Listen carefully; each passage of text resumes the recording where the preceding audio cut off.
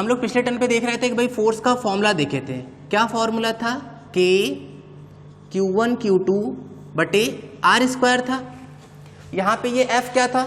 F था बल, K था नियतांक जो माध्यम पर निर्भर कर रहा है। मतलब अगर दोनों आवेश है, जैसे मान लेते हैं हम लोग एक आवेश लिए ये Q1 एक बिंदु आवेश, और यहाँ पे ले लिए Q2 एक और बिंदु आवेश, तो इन दोनों बिंदु आवेशों के बीच क्या है उस पर ये K निर्भर कर रहा है। अगर इसके बीच में कुछ नहीं है, मतलब हवा है, तो K का मान कुछ और होगा।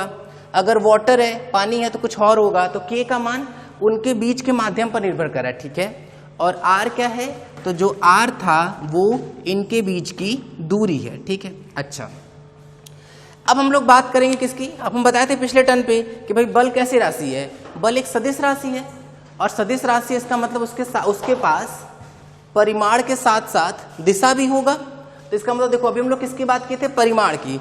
अब हम लोग स्टार्ट कर रहे हैं किसके बारे में? दिशा के बारे में, ठीक है। तो चलो अब स्टार्ट करते हैं दिशा को लेके कि भाई इसका डायरेक्शन, दिशा कैसे प्राप्त करेंगे, ठीक है। देखना भाई, अगर मान लेते दो आवेश हम लिए यहाँ पे वापस, जब तक हम कुछ नहीं बोलेंगे ना तब तक यही मान के चलेंगे कि दोनों धनावेश है, ठीक है। तो ये Q1 ये Q2, इनके बीच की दूरी R, ये इस तरह से ऐसे है। अब हम लोग को पता लगाना है बल की दिशा के बारे में। तो एकदम आसान तरीका है। क्या तरीका है कि भाई जिस पे बल की दिशा पता लगानी है उसको फ्री छोड़ देंगे, और जो एक और है उसको पकड़ लेंगे। जैसे हम इस Q1 को पकड़ लिए, ऐसे ऐसे पकड़ लिए, तो अब ये Q2 जिधर भागेगा वही उस बल की क्या हो जाएगी? दिशा हो जाएगी। जैसे दो अगर धनावेश हैं, तो धनावेश में क्या होता है? प्रतिकर्षण होता है। अगर दोनों ऋणावेश होते, दोनों में क्या होता? दोनों में क्या होता बताओ? तो भी दोनों में प्रतिकर्षण ही होता। लेकिन अगर एक धनावेश एक ऋणावेश होता तो फिर आकर्षण होता। ऐसी कहानी होती। तो करेंगे कैसे कि भाई किसी एक को पकड़ लिया इसको। अब इस Q2 के बारे में देखेंगे। अगर ये Q2 दूर की तरफ गया तो बोलेंगे कि अच्छा, इसका मतलब कि जिस पे बल की दिशा थी वो इधर ही थी, ठीक है।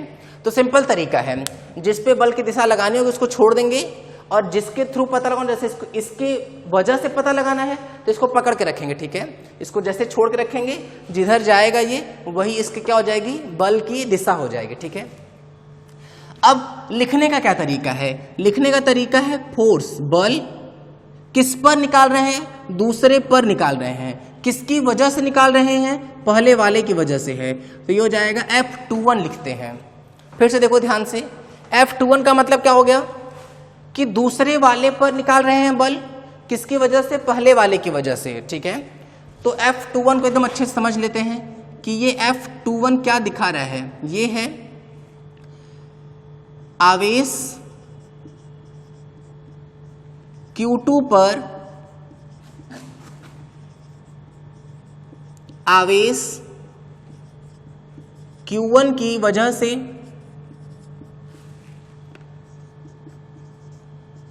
लगने वाला बल, ठीक है। ये ऐसी कहानी है कि F21 क्या है? तो बोले जो ये F21 है वो है कि आवेश Q2 पर Q1 की वजह से कितना बल लग रहा है। सिमिलर तरीके से अब हमको अगर Q1 में पता लगा तो हम Q2 को पकड़ लेंगे, Q1 को फ्री छोड़ेंगे, तो भाई दोनों धनावेशी थे तो प्रतिकर्षण होगा, तो ये इधर भागेगा। तो इसको हम लोग क्या लिख देंगे कि फोर्स ऑन 1 ड्यू टू 2, कि 1 पर चार्ज Q1 पर लगने वाला बल किसकी वजह से? Q2 की वजह से, ठीक है। तो ऐसी कहानी हो गई। अच्छा, अब अगर हम लोग ध्यान दें, अगर हम इन दोनों का द्रव्यमान सेम रख रहे हैं, या द्रव्यमान की अभी बात नहीं करते हैं, अगर हम लोग ध्यान दें तो भाई F21 और F12 इन दोनों का जो परिमाण होगा वो तो समान होगा भाई, क्योंकि दोनों के हिसाब से हम बल क्या लिखते हैं? बल का जो परिमाण होता है वो तो हम लोग ये लिखते थे ना, K Q1 Q2 बटा R स्क्वायर। ये बात समझ में आ रही है कि नहीं? इसका मतलब क्या हुआ? इसका मतलब ये हुआ कि भाई इन दोनों पर लगने वाले जो बल की दिशा है वो क्या है? विपरीत, और जो परिमाण है वो क्या है? समान है। एक और बार ध्यान देते हैं, अगर मान लेते हैं कि हम लोग Q1 Q2 में से किसी का चिन्ह बदल देते हैं, जैसे अगर हम Q1 को धनात्मक ले लेते हैं और Q2 को क्या ले लेते हैं? ऋणात्मक। अगर हम Q1 को पकड़ के रखें, Q2 को फ्री छोड़ दें, तो धनावेशित ऋणावेशित है ये तो इनके बीच में आकर्षण का बल लगेगा, तो इस पे बल किधर लगेगा, इधर, ठीक है। लेकिन अभी भी इसको हम लोग क्या लिखेंगे भाई, फोर्स ऑन 2 ड्यू टू 1 ही तो है ये, ठीक है। अब इसको पकड़ लेते, इसको फ्री छोड़ देते हैं, फिर धनावेश ऋणावेश, तो फिर आकर्षण होगा, तो ये इधर की तरफ चलना शुरू कर देगा। इसको लिख देंगे F12, force on 1 due to 2। यहां तक की कहानी समझ में आ रही है, ये इस तरह से है। अब यहां पे भी अगर हम जो इनके बीच की दूरी है उस दूरी को हम r लेके रखे हैं, तो हम यहां पे भी ये वाली बात बोल सकते हैं कि भाई दोनों का जो परिमाण होगा वो समान होगा। अब हम एक ना लाइन बोल रहे हैं, उस पर ध्यान देंगे, एक नहीं एक्चुअली में 3 लाइन है, उस पर ध्यान दो और याद करो कि हम लोग इसको 11th में कहाँ पढ़े थे। लगने वाला बल का परिमाण समान हो, दिशा विपरीत हो तथा वो बल दोनों पर अलग अलग वस्तुओं पर लग रहा है। देखो बल का दिशा अलग अलग है, विपरीत है एक्चुअली में, परिमाण क्या है, समान है, और ये 2 अलग अलग वस्तुओं पर लग रहा है। बल की जो दिशा है वो विपरीत है, दिशा विपरीत है, परिमाण समान है तथा 2 अलग अलग वस्तुओं पर लग रहा है। ऐसा कब होता था याद करो, ऐसा हम लोग क्रिया प्रतिक्रिया में पढ़े थे, याद आ रहा है, 2 अलग वस्तुओं पर लगता है, दिशा हमेशा विपरीत होती है। और ये कौन सा लॉ था, ये था न्यूटन्स थर्ड लॉ, न्यूटन का तृतीय नियम, न्यूटन का तृतीय नियम। ये बात समझ में आ रही है। इसका मतलब कि जो कूलाम बल होता है वो न्यूटन के तृतीय नियम को फॉलो करता है, ठीक है। अच्छा, इसका मतलब ये था, तो कंफर्म हो गई। फिर से हम रिवाइज करा दे रहे हैं, कैसे बताओ कि परिमाण क्या था, समान, परिमाण समान है दोनों बलों का। लगने वाली दिशा हमेशा विपरीत होगी, चाहे तो दोनों धनावेशित हों। अच्छा, दोनों ऋणावेशित होते तो भी ऐसे ही लगता, अरे धनावेश धनावेश और ऋणावेश ऋणावेश के बीच में तो प्रतिकर्षण ही होता है ना। और अगर एक धनावेश एक ऋणावेश होता तो भी देखो दिशा विपरीत ही होती, तो दिशा हमेशा विपरीत, परिमाण हमेशा समान, और 2 अलग अलग वस्तुओं पर ये लगता है, ठीक है। अच्छा, ये यहां तक की बात तो हम लोग की हो गई भाई, क्लियर है ये बात। अच्छा, अब ध्यान देते हैं थोड़ा सा। अब एक बात ये हुआ कि हम लोग इसको क्या बोल रहे हैं, हम इसको बोल रहे हैं क्रिया प्रतिक्रिया युग्म, एक्शन रिएक्शन पेयर, ठीक है। अब मान लेते किसी साइंटिस्ट के दिमाग में आया, या किसी बुक, मान लेते कोई किताब लिखी गई और उस किताब में राइटर को लगा कि हाँ ये बात तो सही है, तो वो क्या लिख दिए कि जो कूलाम का नियम होता है वो हमेशा क्रिया प्रतिक्रिया को फॉलो करता है। कैसे, ये हम बता दिए। ये इसको अच्छे से नोट कर लो पहले अच्छे से पूरा। यहाँ पे हम लोग क्या लिख लेंगे, यहाँ हेडिंग लिख लेना, कूलाम बल का सदिश निरूपण, हेडिंग है कूलाम बल का, हम लिख दे रहे हैं एक बार, कूलाम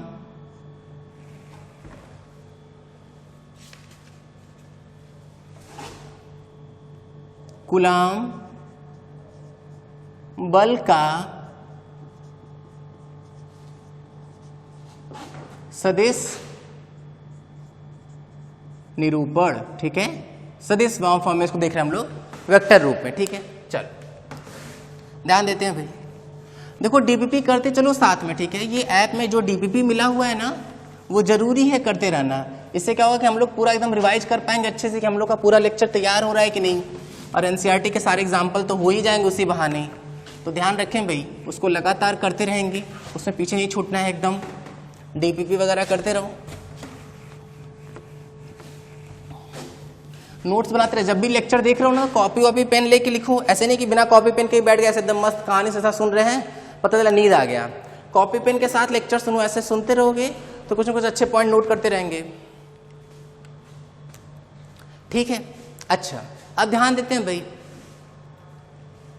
सुनना सब। जैसे अगर वो राइटर लिख दिए, क्या लिखे, 3 बातें वो लिखें कूलाम के बारे में, कूलाम के नियम के बारे में वो 3 बातें लिखें। क्या कि भाई परिमाण क्या होता है, दोनों बलों का जो परिमाण है, परिमाण वो समान होता है। एकदम सही बात है, बोले हाँ सर ये तो सही है। दूसरी बात लिख दिए कि जो दिशा होती है, दिशा वो दिशा होती है विपरीत, एक दूसरे के जस्ट विपरीत होगी, बोले हाँ सर ठीक है ये भी। तीसरी बात वो लिखे कि अलग अलग वस्तुओं पर लगती है, अलग अलग वस्तुओं पर कार्यरत लिख देते हैं, ठीक है, कि अलग अलग वस्तुओं पर कार्यरत होता है, तो ठीक है ये बात वो लिख दिया। अब मान लेते हैं हम पढ़े या कोई भी स्टूडेंट, जैसा कोई भी स्टूडेंट गया, वो बुक खरीदा और पढ़ना शुरू किया कि अच्छा परिमाण समान होता है, दिशा विपरीत होता है और अलग अलग वस्तुओं पर लगता है। तो बच्चा ध्यान दिया इस बात पे कि चलिए सर देखते हैं। तो वो लेके आए कि भाई एक आवेश हमारे पास Q1, एक आवेश है और Q2, और ये उनके बीच की दूरी क्या है R। तो बोले कि अच्छा सर इसका मतलब कि परिमाण समान होना चाहिए। बोले अच्छा दिशा विपरीत होनी चाहिए, बस इतना है। तो वो क्या किया कि बोले सर अच्छा दिशा विपरीत, तो लीजिए F बल इस पे ऊपर और इस पे जो F बल है, एक मिनट Q2 को सही कर देते हैं, उस पे ये F बल नीचे ऐसे लगा दिए। ये मान लेते हैं इसको F1, ये मान लेते हैं F2, ठीक है। दोनों का परिमाण समान कर दिए कि F1 का परिमाण और F2 का जो परिमाण है वो आपस में समान है, ठीक है। तो F1 F2 का परिमाण समान हो गया और जो दिशा है वो क्या हो गई, विपरीत, और अलग अलग वस्तुओं पर लगी रहा है। तो क्या ये सही है? क्या ये कूलाम के नियम को सही से प्रदर्शित कर रहा है क्या? तो बोले नहीं सर, ये कूलाम के नियम को सही से प्रदर्शित नहीं कर रहा है, क्योंकि यहाँ जो F1 F2 की जो दिशा है वो क्या है, विपरीत है। बोले हाँ सर, ये बात तो एकदम समझ में आ रही है हम लोगों को। तो ये जो है गलत हो गया। क्यों? क्योंकि यहाँ पर एक और पॉइंट नहीं ऐड किया गया। तो ख्याल रखेंगे, एक सबसे जरूरी बात है, बल की दिशा सदैव आवेशों को जोड़ने वाले या जोड़ने वाली रेखा के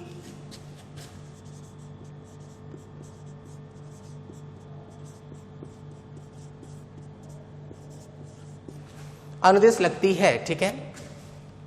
आवेशों को, एक मिनट इसको सजा दे थोड़ा, अनुदिश लगती है, ठीक है। ये इस तरह की कहानी है, ये सबसे इंपॉर्टेंट बात है। अच्छा एक और चीज हम बता दे रहे हैं, ख्याल रखना है।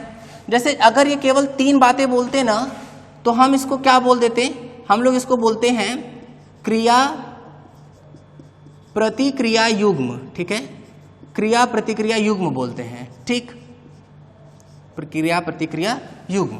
लेकिन अगर ये चारों पॉइंट मिल गए, ठीक है, जहां ये चारों पॉइंट मिल गए, तो इस तरह के बल को हम लोग क्या बोल देते हैं, सेंट्रल फोर्स।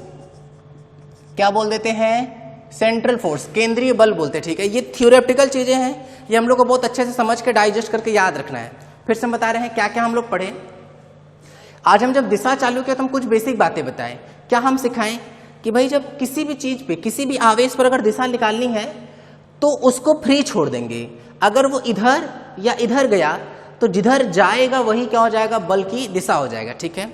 अब वो डिपेंड कर रहा होगा कि जो दूसरा वाला आवेश है वो धनावेशित है कि ऋणावेशित है, ठीक है। क्योंकि अगर धनावेश है तो दूर जाएंगे, ऋणावेश है तो भी दूर जाएंगे, ठीक है, तो भी दूर गए। लेकिन अगर धनावेश है तो पास आएंगे, ऋणावेश धनावेश है तो भी पास ही आएंगे, ठीक है।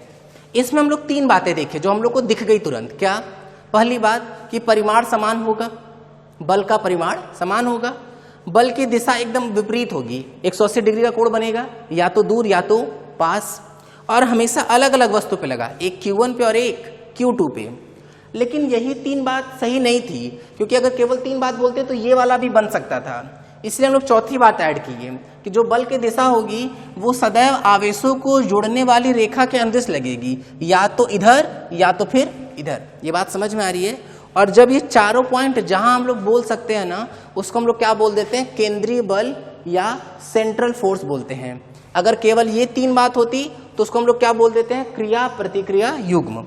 लेकिन इन चारों में ये 3 तो है ही, इसीलिए क्या बोल दिया गया कि जो कूलाम का नियम होता है वो सदैव न्यूटन के तृतीय नियम को फॉलो करेगा, ठीक है, कि न्यूटन के तृतीय नियम का पालन करता है।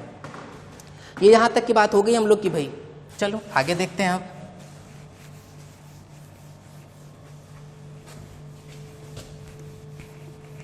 अभी हम लोग सदिश निरूपण में ही हैं। अब जो हम लोग के एनसीईआरटी में दिया हुआ है उस पर थोड़ी सी बात कर लेते हैं कि किस तरह से वहां पे समझाया गया है, उसको भी देख लेते हैं एक बार हम लोग। सुनना ध्यान से। जैसे हम यहां पे बना देते हैं भाई, वही हम लोग का फेवरेट कौन सा एक्सिस, एक्स एक्सिस। दूसरा कौन सा एक्सिस, वाई एक्सिस, ठीक है। एक्स और वाई मान लेते ऐसे बना हुआ है। अब हमारे पास मान लेते दो आवेश हैं, एक आवेश है लेट से Q1, ठीक है। अरे छोड़िया क्या ये पीछे, एक मिनट, कोई बात नहीं, Q1 तो हम लोग के हाथ में, Q1 को इधर भगा दिया, ठीक है। ये रहा Q1, एक और लेके आ गए, ये हम लोग का हो गया कौन, Q2, ठीक है। Q1 Q2 मान लेते जो Q1 का पोजीशन, ये जो स्थिति सदिश है वो है R1 सदिश, ठीक है, R1 वेक्टर। ये जो Q2 है इसका स्थिति सदिश है R2 वेक्टर, ठीक है। ये R1 R2 की कहानी लिख लेते हैं। R1 क्या है, R1 जो है वो आवेश Q1 का स्थिति सदिश है, ठीक है, स्थिति सदिश, ठीक। अच्छा ये तो हो गया। ये R2 क्या है, बोले R2 जो है सर वो आवेश Q2 का क्या है, स्थिति सदिश है, ठीक है। R1 R2 के बारे में बात तो हो गई। अब बात करते हैं हम लोग इस पर, Q1 Q2 को चलो मिला देते हैं, ऐसे मिला दिए। अब हम ना एक एक बार बात करेंगे, किसके लिए, चाहे तो Q2 के लिए बात करेंगे, चाहे Q1 के लिए, किसी एक का बात करेंगे और फिर जस्ट पलट देंगे तो वो अगले वाले का बात हो जाएगा, ठीक है। तो चलो हम लोग किसकी बात करते हैं, एक बार Q2 की बात करते हैं, ध्यान देते हैं। कुछ नहीं लिखा है तो क्या मान के चलेंगे, दोनों पे धनावेश, ठीक है। तो ये इस पर बल किधर लगाएगा, अगर हम इसको फ्री छोड़ देंगे, इस Q2 को फ्री छोड़ देंगे तो ये Q2 ऐसे चलना शुरू कर देगा कि नहीं, सही है। इसको हम लोग क्या बोल देंगे, F force on 2 due to 1, ऐसी बात तो किया था अभी थोड़ी देर पहले, ठीक है। इसको थोड़ा डार्क कर देते हैं, मिला देते हैं अच्छे से, ये ऐसे, ये वाला सदिश हम लोग को पता लगाना है। अरे क्योंकि जो ये सदिश का दिशा होगा वही दिशा F21 का भी होगा कि नहीं। जैसे हम एक एग्जाम्पल देते हैं, अगर हम बोले कि कोई आदमी है ऐसे ऐसे ऐसे भाग रहा है, इधर भाग रहा है, हम बोले किधर भाग रहा है, डायरेक्शन तो डायरेक्शन, तो हम बोले सर ये x दिशा में भाग रहा है, x अक्ष में भाग रहा है कि नहीं, और x अक्ष में जो एकांक सदिश होता है वो i कैप होता है कि नहीं। हम बोले कोई आदमी एकदम खड़ी दीवार पे चढ़ रहा है, वो कैसे चढ़ेगा वो अलग बात है, मान लो छिपकली है, ठीक है, ऐसे छिपकली है, वो ऊपर चल रही है ऐसे, तो हम बोले किधर भाग रही है छिपकली, तो बोला जाएगा सर ये j कैप की दिशा में, क्योंकि ये y का दिशा है। वैसे ही अगर हम इस बल को देखें तो बोले कौन सी दिशा है ये, तो हम इस सदिश की दिशा निकाल लेंगे और जो इस सदिश की दिशा होगी उसी दिशा में ये बल लग रहा होगा कि नहीं। ये बात समझ में आ रही, तो बस वही काम करते हैं हम लोग अब, ठीक है। तो आदमी और छिपकली को गायब कर देते हैं, ये दोनों हो गए गायब, तो आदमी छिपकली गायब, ठीक है। तो अब हम लोग इस पे ध्यान देते हैं। भाई हमको ये R1 पता है, देखो ध्यान से, ये रहा R1 और ये हमको क्या पता है R2, और ये बेचारे को पता लगाना है, ठीक है। तो इस बेचारे पर ध्यान देते हैं, इसको हम लोग क्या मान लेते हैं, समझने के लिए हम लोग इसको R21 वेक्टर मान लेते हैं ताकि सिमिलर तरीके का रहे और कंफ्यूजन ना हो, ठीक है। अच्छा अब यहाँ पे हम लोग वेक्टर की त्रिभुज विधि लगाते हैं, याद है, सदिश का त्रिभुज विधि जोड़ने के लिए। तो क्या लिखेंगे, R1 सदिश प्लस इसके शीर्ष से इसका पुच्छ जुड़ा है ना, हेड से टेल जुड़ा हुआ है, तो R1 vector plus R21 vector बराबर ये क्या आ जाएगा हम लोग का R2 वेक्टर। तो अगर हम ध्यान दें यहाँ पर, तो ये जो R21 वेक्टर है इसको हम लोग लिख सकते हैं, क्या बताओ, R2 vector minus R1 vector. ये बात समझ में आ रही कि नहीं, ठीक है। तो ये हम लोग क्या लिख लेंगे, ये हम लोग को मिल गया R21 वेक्टर, ठीक है, R2 vector minus R1 vector. यहाँ तक की कहानी ठीक है, बोले सर सही है यहाँ तो हम लोग को क्या मिल गया, क्या वो वेक्टर मिल गया, बोले हाँ सर ये वेक्टर हम लोग पा चुके हैं। अब देखना, अगर हम बात करें F21 के मैग्नीट्यूड की, तो मैग्नीट्यूड की बात तो हम लोग पिछले क्लास में कर चुके थे, कितना होता था कि Q1 Q2 बटा R स्क्वायर, और इस अगर कुछ नहीं बोला गया इसका मतलब निर्वात या वायु है, तो उसके लिए हम लोग क्या लिखे थे, 1/4 pi epsilon not Q1 Q2 बटा R स्क्वायर, यही तो लिखे थे। बोले हाँ सर ये बात भी सही है। अच्छा अब ये हम लोग को क्या मिला है, केवल परिमाण मिला है। अब अगर हम दिशा के साथ लिखें तो F21 सदिश बराबर, भाई उसके पास ये परिमाण तो रहेगा ही, 1/4 pi epsilon not Q1 Q2 बटा R स्क्वायर, ठीक है। अब बात आती है किसकी, दिशा की, तो किस दिशा में है? बोले R21 कैप। जैसे नहीं आदमी के लिए हम लोग आई कैप लिखे थे, छिपकली के लिए जे कैप लिखे थे, वैसे देखो इसके लिए क्या लिख लेंगे? R21 cap. यहां तक की कहानी क्लियर है? बोले बस यहां तक की कहानी तो हम लोग के समझ में आ गई भाई। अब देखना सुनना ध्यान से। अब दिमाग में क्वेश्चन आ सकता है कि सर ये R21 कैप निकालेंगे कैसे? तो याद करो ये सदिश चैप्टर में पढ़ाया गया हम लोगों को। क्या पढ़ाया गया? कि अगर हम लोगों को कभी किसी का कैप निकालना होता है तो हम उस वेक्टर में उसके मैग्नीट्यूड से भाग दे देते हैं, बस। तो यही करेंगे। क्या हमको वेक्टर पता है? बोले हाँ सर वेक्टर पता है। यहाँ से R2 R1 पता होगा, परिमाण निकाल लेंगे और क्या आ जाएगा? आंसर आ जाएगा। यहाँ तक की कहानी क्लियर है? बस इस तरह से है। अच्छा, ये तो किसकी बात हो गई? Q1 की। लेकिन अगर मान लेते हैं F12 चाहिए होता, Q1 पर बल के हिसाब से चाहिए होता, तब हम लोग क्या लिख लेते? बोले अगर चाहिए होता तो सिमिलर सब कुछ पलट पलट के लिख दो। F12 वेक्टर अगर चाहिए तो परिमाण तो वही रहेगा। तो परिमाण कितना? बोले वही same 1/4 pi epsilon not Q1 Q2 बटा R स्क्वायर, और यहाँ क्या लिख लेंगे? R12 cap. बात समझ में आ रही है? और ये R12 कैप कैसे निकालेंगे? बोले वही सेम तरीका, R12 का वेक्टर बटे R12 का क्या? मैग्नीट्यूड।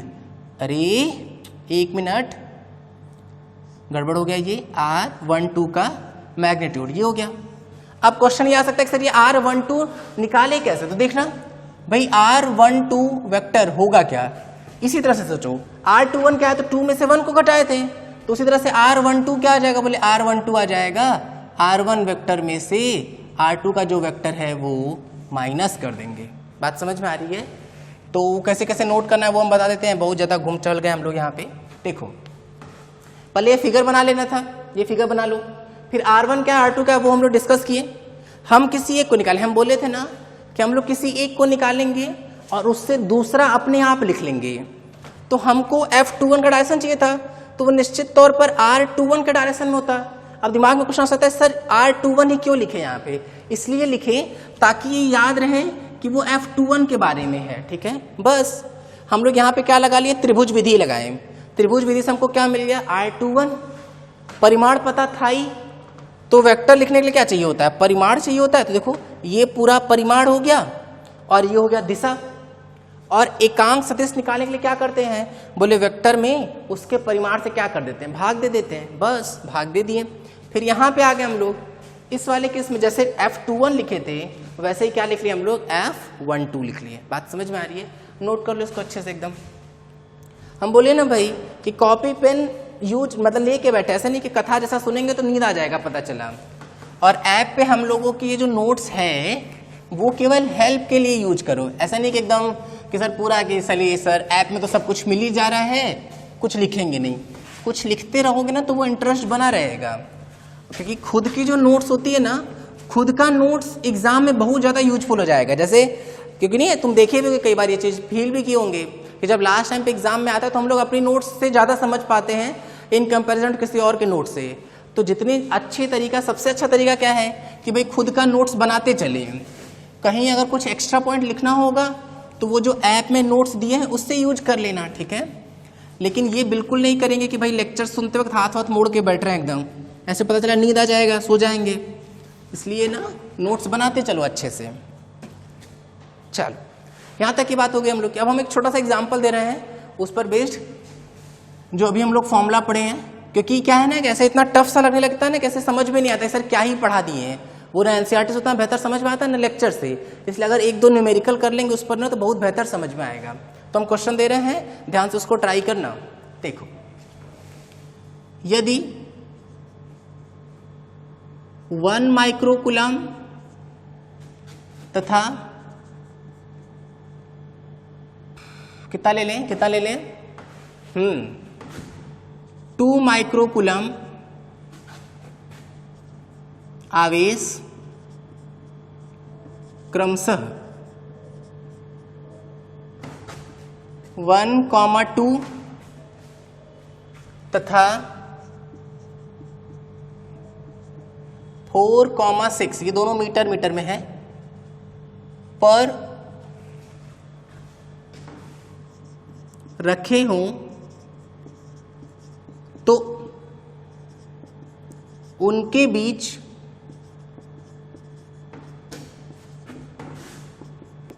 लगने वाला या लगने वाले कर लेते हैं, लगने वाले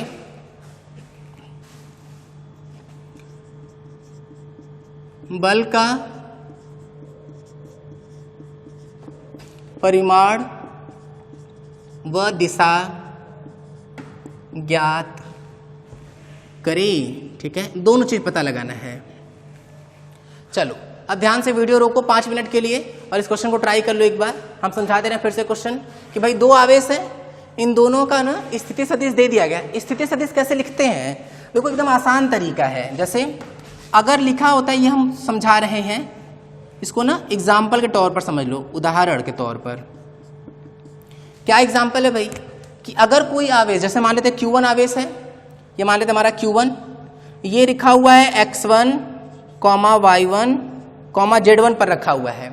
तो अगर हम बोलेंगे कि चलो इसका सदिश लिखो, तो R1 सदिश लिखने का क्या तरीका है कि ऐसे लिख लेंगे x1 i cap plus y1 j cap plus z1 k cap. ठीक है, x1 i cap plus y1 j cap plus z1 k cap हो जाएगा। क्लियर हो रही है कहानी? तो ये इस तरीके से, इसको नोट कर लो अच्छे से, तो नोट कर लो और फिर इस क्वेश्चन को ट्राई करो 5 मिनट के लिए वीडियो रोक के। कर लिए क्या ट्राई? देखो जैसे कंफ्यूजन क्या हो सकता है? हो सकता है कि परेशानी इस बात पे है कि सर पहला किसको माने, दूसरा किसको माने, भाई किसको Q1 किसको Q2 माने, ये समस्या है। तो देखो ये प्रॉब्लम वैसे होनी तो नहीं चाहिए, हम यहाँ समझा दे रहे हैं, ये बिल्कुल दिक्कत नहीं करेगा। जैसे किसी को भी 1 और 2 मान सकते हैं, कोई दिक्कत नहीं है ना। देखो एक बार हम फॉर्मूला लिखते हैं, भाई क्या था फॉर्मूला, F21 वेक्टर इक्वल के Q1 Q2 upon R square. अगर F21 चाहिए था तो हम लोग यहाँ पे R21 कैप लिखे थे कि नहीं, और जो R21 वेक्टर था वो था क्या था R2 vector minus R1 vector. ठीक है, जिसको हम 2 मानेंगे यहाँ पे उसका पोजीशन, जिसको हम Q1 मानेंगे यहाँ पे उसका पोजीशन, Q2 माने तो उसका पोजीशन यहाँ, Q1 माने तो उसको पोजीशन यहाँ पे। ठीक है, एकदम सिंपल तरीके से सॉल्व हो जाएगा ये क्वेश्चन। चलो ध्यान देते हैं एक बार, सिंपल तरीके से चलते हैं ना। ऐसा करते हैं, पहले क्या निकाल लेते हैं, सबसे पहले बल का मैग्नीट्यूड निकाल लेते हैं, परिमाण निकालते हैं भाई दोनों के लिए, चाहे 2 माने चाहे 1 माने, चाहे 1 माने चाहे 2 माने, दोनों का परिमाण तो समान रहने वाला है। इसलिए अभी 1 और 2 को नहीं सोचते हैं, सबसे पहले तो परिमाण निकाल लेते हैं। ठीक है, तो परिमाण निकालते हैं भाई। क्या सूत्र था, कुछ नहीं बोल रहे, इसका मतलब हवा मान के चलेंगे वायु। तो वायु के लिए क्या था, k का मान 9 × 10⁻9। आवेश की बात करेंगे अगर तो 1 माइक्रोकुलम, माइक्रो का मतलब 10⁻6, 2 माइक्रोकुलम मतलब 2 × 10⁻6, -6 -12 हो जाएगा, और 2 × 2 हो जाएगा, तो यहाँ आ जाएगा 2 × 10⁻12 बटा। अब हम लोग को चाहिए कि भाई उनके बीच का दूरी कितना है। ठीक है, दूरी पे ध्यान देते हैं, एक बार दिमाग लगाते हैं ना। जैसे अगर हम x अक्ष और y अक्ष बनाने की कोशिश करें, ये रहा हम लोग का y, ये रहा हम लोगों का x। ठीक है, दोनों को बनाते हैं 1, 2 यहाँ मान लेते हैं कहीं, 4, 6 तो ये यहाँ कहीं आएगा, तो थोड़ा ऊपर नीचे कर लेते हैं इसको। ये हम लोग का हो गया 1, 2, ये हो गया 4, 6। ठीक है, ये हो गया हम लोग का क्या 1 माइक्रोकुलम, और ये हो गया 2 माइक्रोकुलम। ठीक है, ये कितना है, ये है 1, 2, ये कितना है 4, 6। ठीक है, यहाँ तक 1, 2 और 4, 6। अच्छा, इन दोनों को मिलाते हैं एक बार, ये ऐसे मिला दिए भाई, ये दूरी चाहिए, तो यहाँ तो हम लोग दूरी सूत्र लगा सकते हैं। अरे दो बिंदुओं के बीच की दूरी का सूत्र क्या था, √x2 - x1 का whole square plus y2 - y1 का होल स्क्वायर। तो लगा लिए भाई। अगर हम दूरी सूत्र लगाएं तो करड़ी में 4 - 1 इसका होल स्क्वायर प्लस 6 - 2 का होल स्क्वायर, आया कि नहीं आया भाई?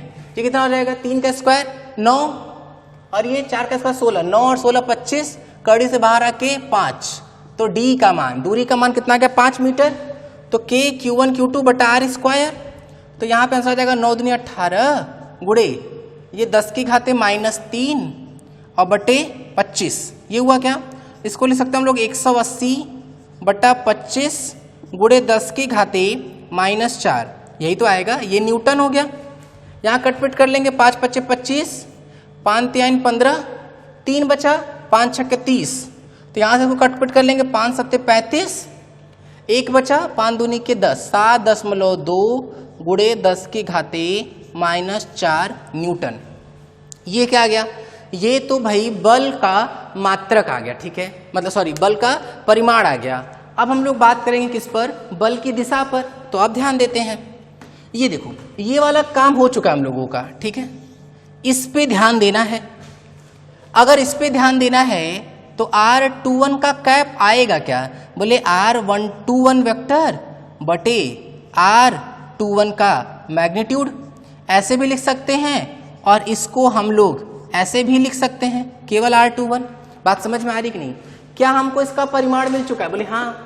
अगर नहीं समझ में आ रहा है यहाँ से तो ध्यान देते हैं ना, एक बार R1 R2 वेक्टर लिख ही लेते हैं। चलो भाई किसको क्या मान रहे हैं? तो चलो हम लोग ना इस वाले को क्या मान लेते हैं? Q2, इस वाले को क्या मान लेते हैं? Q1, ठीक है। तो चलते हैं एक बार R1 लिखते हैं, R1 वेक्टर बराबर, R1 वेक्टर हम क्या बोले थे कि भाई जो भी कोऑर्डिनेट लिखा होगा, अरे ये Q1 है ना, R1 क्या था? R1 Q1 का स्थिति सदिश था, तो वही लिखते हैं हम लोग यहाँ पे। क्या लिख लेंगे? 1i cap plus 2j cap, ठीक है। ऐसे ही अगर हम लोग R2 वेक्टर लिखने की कोशिश करें तो R2 वेक्टर इसका पोजीशन कितना आ जाएगा? 4i cap plus 6j cap. तो हम लोग को क्या मिल गया? R1 मिल गया और R2 मिल गया। अच्छा, अब अगर हमको R1 R2 पता है तो हम कुछ भी निकाल सकते हैं, चाहे हमसे R12 पूछा हो चाहे R21 पूछा हो, ठीक है। तो बस अब यहाँ ध्यान देते हैं भाई। अच्छा, अब ध्यान देना ना, एक बार चलो हम लोग R21 निकालते हैं। ये तो परिमाण निकाल लिए ना, इसको हटा दे रहे हैं, इसको हटा दिए भाई। ये क्वेश्चन का थोड़ा सा पार्ट इसको भी हटा दे रहे हैं, हो सकता है जगह की जरूरत पड़े हम लोगों को। तो देखना ये क्या मिल गया हम लोगों को? ये परिमाण मिल चुका है, परिमाण, ठीक है। अब R21 वेक्टर लिखते हैं, देखना ध्यान से। R21, R2 में से R1 घटाना है, R2 में से R1 करते जाओ, 4i माइनस i कितना? 3i। फिर j में से j घटाएंगे तो 4j आ गया कि नहीं? बस 3i cap plus 4j cap, ये हम लोग को क्या मिल गया? R21। इसका परिमाण, किसी भी सदिश का परिमाण कैसे निकालते हैं? कड़ी में i कैप, j कैप और k कैप के गुणांक का क्या करते हैं? स्क्वायर करके जोड़ देते हैं। तो ध्यान दो, तो ये वही चीज आएगा। देखो, अरे हम इसका परिमाण निकालेंगे कड़ी में, 9 स्क्वायर प्लस 16 का स्क्वायर, तो 5 ही आ जाएगा कड़ी से बाहर आके। तो R21 का परिमाण कितना आ जाएगा? तो देखो यहाँ लिखते हैं, यह आ जाएगा 3i cap plus 4j cap बटे, इसका परिमाण कितना आ गया है? 5 आ गया है। तो ये R21 कैप मिल गया है, यहाँ रख देंगे, ठीक है। तो बल का उनके बीच लगने वाले क्या पूछा गया था? बल का परिमाण तथा दिशा। परिमाण कितना? इतना। दिशा कितना? इतना। ये किसका है? ये किसका बता रहा है? ये बता रहे हैं 2 पर 1 की वजह से लगने वाला बल, ठीक है। अब मान लो किसी के दिमाग में आया कि नहीं सर, हमको 1 पर 2 की वजह से लगने वाला बल बताना है, तो परिमाण तो वही रहेगा, R स्क्वायर। यहां पे क्या लिख लेंगे? R12 का कैप होगा कि नहीं? और सोचो ना भाई, R12 का जो कैप है वो R12 वेक्टर बटे R12 हो जाएगा कि नहीं? समझ में आ रही बात? चलो अब हम लोग R12 वेक्टर लिखते हैं। R12 वेक्टर क्या होगा? लिख लेते हैं। R12 वेक्टर हो जाएगा R1 vector minus R2 vector. अब R1 में से R2 को घटाना है, R2 घटाओ, कितना हो जाएगा? माइनस में 3i कैप, घटा रहे हैं भाई, 2j में से 6j घटा देंगे तो माइनस में 4j। लेकिन सोचो अगर हम स्क्वायर करके जोड़ेंगे तो फिर से 25 कड़ी में, और कड़ी से बाहर आके फिर से 5 हो जाएगा। तो R12 का जो परिमाण आएगा वो दोबारा से केवल कितना आएगा? 5 ही आएगा। तो 5 आ जाएगा, तो बोले इसको सॉल्व कर लेंगे तो हम लोग का क्या आ जाएगा? आंसर आ जाएगा। अच्छा, ये R12 हुआ ना, परिमाण वही है, तो अगर हम R12 का कैप लिखे कितना आ जाएगा? Minus 3i cap minus 4j cap पूरे के बटे 5, ठीक है।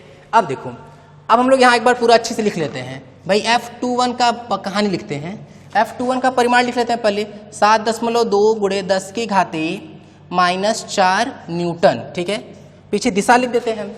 दिशा ये क्या लिखेंगे, R12 कैप, ये रहा R21 कैप, ये रहा R21 cap, 3i cap plus 4j cap whole upon 5। 5 से कटपिट कर लेंगे इसको, 5 एक कम 5, 2 बचा, 5 चौके 20, 5 चौके 20, 1.44 गुणे 10 की घाते -4 न्यूटन। बात समझ में आ रही है?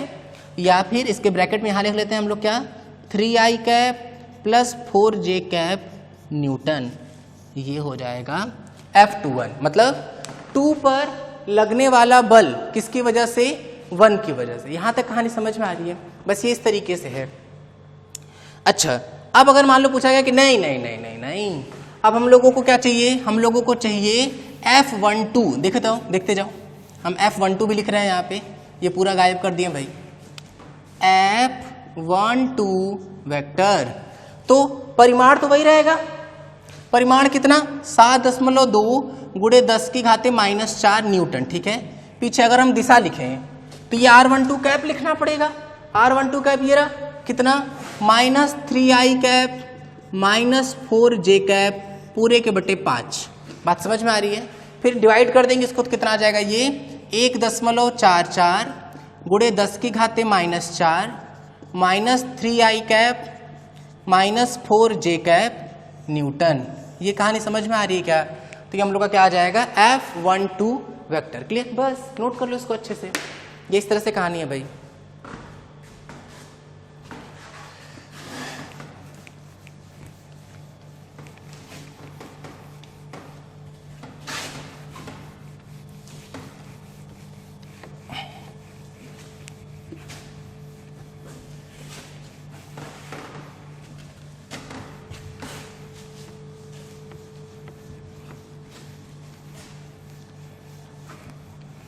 ठीक है, ये नोट कर लेते हैं भाई। देखो ऐसे क्वेश्चन थोड़े से टफ हो सकते हैं, तुमको ये स्टार्टिंग में लग सकते हैं, लेकिन ना ऐसे क्वेश्चन में बस कैलकुलेशन ज़्यादा है भाई, कहीं कोई क्वेश्चन टफ सा नहीं है। ये क्वेश्चन तो बहुत आसान है, क्योंकि हम लोग परिमाण निकालना पिछले क्लास में सीख चुके थे और दिशा के साथ परिमाण निकालना अब इस क्लास में सीख रहे हैं। ठीक है, एक और बार हम ऐसा ही क्वेश्चन दे रहे हैं ताकि हम लोग की प्रैक्टिस अच्छी हो सके। अच्छा देखो, सबसे टफ क्या कर सकते हैं क्वेश्चन में, सबसे टफ वो ये कर सकते हैं कि अभी हम क्या दिए थे, x और y दिए थे, वो x, y और z तीनों दे सकते हैं। ठीक है, तो अब हम लोग उस पर फोकस करते हैं। यदि 2 माइक्रोकूलम तथा 13 माइक्रोकूलम क्रमशः 2, 3, -4 m तथा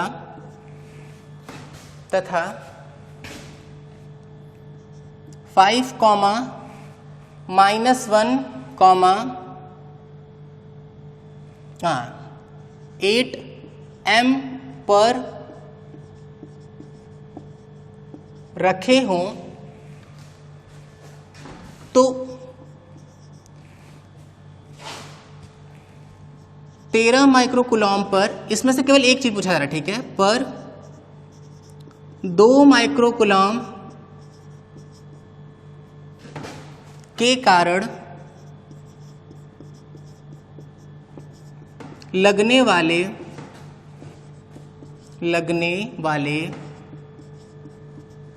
बल का या बल की परिमाण व दिशा ज्ञात करें।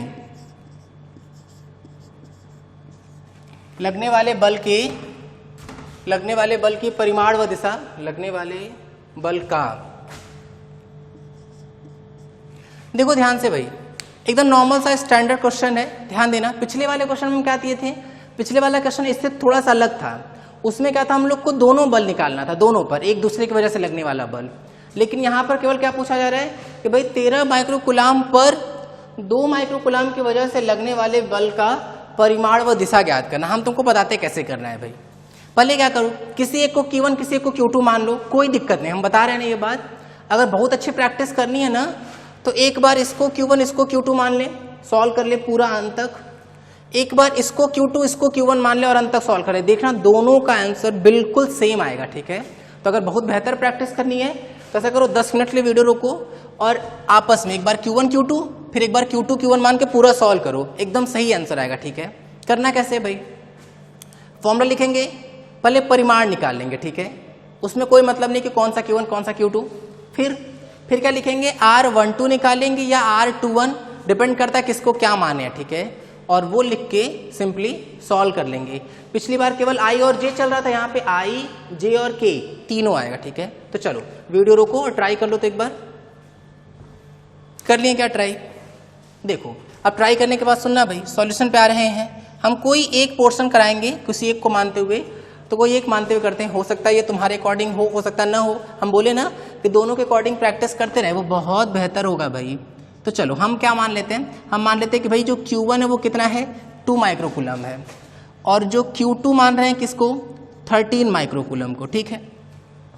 तो अगर हम R1 वेक्टर लिखें, R1 वेक्टर, तो हम तो इस Q1 के करेस्पॉन्डिंग चलेंगे, क्योंकि Q1 के करेस्पॉन्डिंग होगा R1, तो Q1 का पोजीशन क्या है, ये कितना लिखेंगे 2i cap plus 3j cap minus 4k cap, ठीक है। ऐसे सिमिलरली हम R2 वेक्टर लिखेंगे और वो किसके करेस्पॉन्डिंग रहेगा, ये इस Q2 के करेस्पॉन्डिंग, Q2 वाले का ये रहा कितना 5i cap minus j cap plus 8k cap, ठीक है। अब क्वेश्चन ये आता है कि हम लोग को क्या निकालना है, F21 की F12, पहले सोच लो अच्छे से। अगर हम Q2 मान रहे हैं 13 और Q1 मान रहे 2, तो हमको क्या निकालना है, F21 के F12, भाई किस पे किसकी वजह से, 13 माइक्रोकूलम पर 2 माइक्रोकूलम की वजह से, तो 13 माइक्रोकूलम पर, तो बोले किसका मतलब Q2 पर 1 की वजह से, 2 माइक्रोकूलम की वजह से ना, इसका मतलब क्या लिखना पड़ेगा हम लोग को F21, ठीक है। तो F21 क्या हो जाएगा, बोले ये हो जाएगा sir K Q1 Q2 upon R square R21 cap, सही है क्या। चलते हैं भाई, R21, इसका मतलब कि हम लोगों को R21 कैप के लिए R21 वेक्टर में उसके मैग्नीट्यूड से डिवाइड करना पड़ेगा। तो पहले वेक्टर तो पता लगाएं, तो पहले वेक्टर पता लगाते हैं, क्या R21 वेक्टर, ध्यान देते हैं R21 वेक्टर कैसे लिखेंगे, बोले सर सिंपल है, R2 वेक्टर में से R1 वेक्टर को माइनस कर देंगे, तो बस R2 में से R1 माइनस करते हैं, 5 minus 2 3i cap minus j minus 3 minus of 4j cap plus 8 minus minus 4, मतलब ये हो जाएगा प्लस, अरे इसमें से इसको माइनस कर रहे हैं ना, तो 8 और 4 कितना हो जाएगा 12k कैप, ठीक है। तो अगर हम लोग R21 का मैग्नीट्यूड लिखें तो करड़ी में क्या हो जाएगा, 3 का स्क्वायर 9 माइनस 4 का स्क्वायर तो 16 हो जाएगा, तो प्लस 16 और प्लस 12 बरयम 144, तो 9 प्लस 16 प्लस 144, तो यहाँ से जो कुल मान आएगा वो कितना जाएगा, करड़ी में 169 आता है, 169 बाहर आके कितना जाएगा 13, तो ये क्या आ गया हम लोग का R21 का परिमाण आ गया, ठीक है। बस अब यहाँ रख देते हैं हम लोग, कहाँ रखे, यहाँ रख देते हैं। तो अगर हम F21 पे बात करें, F21 वेक्टर K का मान 9 गुणे 10 की घाते 9 गुणे Q1 का मान 2, Q2 का मान 13, दोनों माइक्रो माइक्रो माइनस 6 मिलकर कितना हो जाएगा -12। अभी पिछले बार हम कर क्या रहे हैं, बटे इनके बीच की दूरी कितनी, भाई अगर हम Q1 Q2 को बनाएंगे Q1 Q2, तो इनके बीच का जो दूरी था वो R21 का परिमाण ही तो था, और R21 का परिमाण कितना आया 13, तो बटे क्या हो जाएगा 13 का स्क्वायर, क्यों, क्योंकि K Q1 Q2 बटे R स्क्वायर होता है। फिर क्या है R21 का कैप, और R21 का कैप क्या है, R21 का वेक्टर बटे R21, और R21 का वेक्टर कहाँ रहा, ये रहा। तो देखो लिखते हैं एक बार, क्या लिखेंगे 3i cap minus 4j cap plus 12k cap पूरे के बटे कितना, बोले इसका परिमाण कितना है 13, ठीक है। तो एक 13 से एक 13 उड़ा देंगे और जो भी बचेगा वही क्या बन जाएगा, आंसर बन जाएगा। कितना आ रहा है 9 दूनी के 18 गुणे 10 की घाते -3, अरे ये 9 है ना, 10 की घाते 9 है भाई, ये 10 की घाते 9 -12 -3 बटे 13 तेरियम कितना आ जाएगा यहाँ पे 169, ठीक है। और पीछे क्या है 3i cap minus 4j cap plus 12k cap, और ये पूरा किस में आ जाएगा, न्यूटन में आ जाएगा, ठीक है। इसको डिवाइड कर लेंगे जो भी आ रहा हो, ठीक। बस इस तरीके से है, तो ख्याल रखना है। जैसे देखो लेंदी लग सकता है लेकिन टफ बिल्कुल नहीं है, ठीक है। तो ख्याल रखेंगे दिमाग में कि थोड़ा बहुत बड़ा कैलकुलेशन है लेकिन कठिन बिल्कुल नहीं है। तो एनसीईआरटी में बिल्कुल इसी तरीके से समझाया गया है। हम एग्जाम्पल 2-3 करा दिए इसलिए ताकि बेहतर तरीके से उन फॉर्मूलों को हम लोग समझ सकें, ठीक है। तो बस करते हैं, बाकी अगले टर्न पे पढ़ेंगे। तो हम इस टर्न पे क्या क्या पढ़ाएं पहले वो डिवाइस कर लेते हैं एक बार। देखो सबसे पहले आते हैं, हम लोग डिस्कस किए कि भाई एक्शन रिएक्शन क्रिया प्रतिक्रिया युग्म तो है लेकिन उसमें एक एक्स्ट्रा पॉइंट था कि वो उन दोनों आवेशों को जोड़ने वाली रेखा के अनुदिश लगता है, ठीक है। चाहे धनावेश हो चाहे ऋणावेश हो, जो बल की दिशा है वो सदैव क्या होगी, विपरीत होगी। बल का परिमाण सदैव समान होगा, अलग अलग वस्तुओं पर लगेगा, लेकिन एक्स्ट्रा पॉइंट था कि उनको जोड़ने वाली रेखा के अनुदिश लगेगा, तो दूर या तो फिर पास, ठीक है। फिर हम बताएं कि सदिश निरूपण में हम लोग कैसे दिखा सकते हैं। परिमाण की बात तो कर ही ली थी पिछले टर्न पे, तो इस टर्न पे हम लोग बात किए कि भाई उसकी जो दिशा होगी वो किस प्रकार से प्रदर्शित करेंगे, ठीक है। तो चलो बस करते हैं, बाकी नेक्स्ट टर्न पे पढ़ेंगे, ठीक है। Thank you.